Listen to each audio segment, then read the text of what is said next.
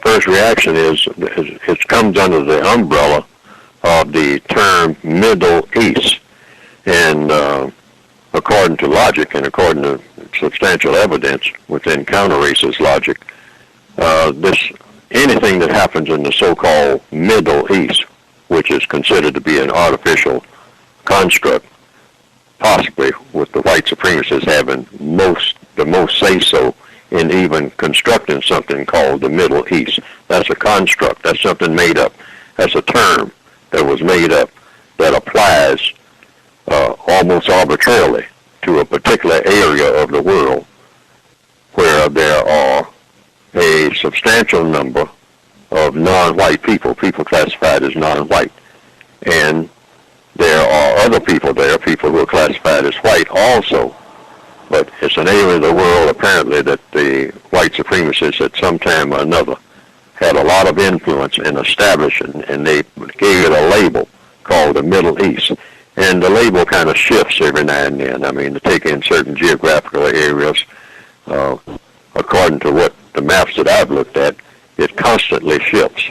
Depends on what the action is. And only the people who practice the system of white supremacy know why this is. But it's one thing that you can almost guarantee, that it's a volatile area, and it's designed to be volatile. I mean, that was done on purpose. It's designed to be, and you would come to that conclusion based on logic. It's designed to be a perpetual attention getter. In other words, so that whatever is going on in the rest of the world, I mean, at certain points, the white supremacists will hit a couple of buttons and say, okay, stop whatever you're doing. We got a problem in the Middle East.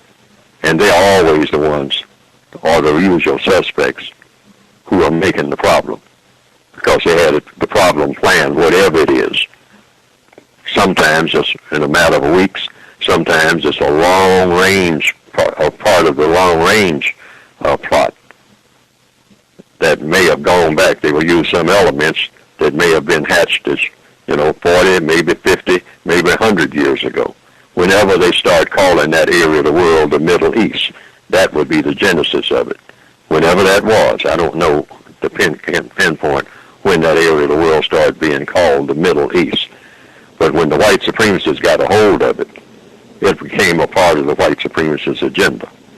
And it's designed mostly to keep turmoil going and keep everybody's attention focused on the turmoil, and also as a little experiment for doing things to non-white people in a very sophisticated manner, trying out new techniques of doing things with them and or against them, manipulating this, manipulating that. Now that should be, under the recommendation of counter-racist logic, something that people try to gain more and more understanding about. But you start with that premise that it's a white supremacist construct. Either they are the ones who started it, or they took an examination of it when other people started calling it that, and say, I think we can use that. Use it for what? To maintain, expand, and refine the system of white supremacy.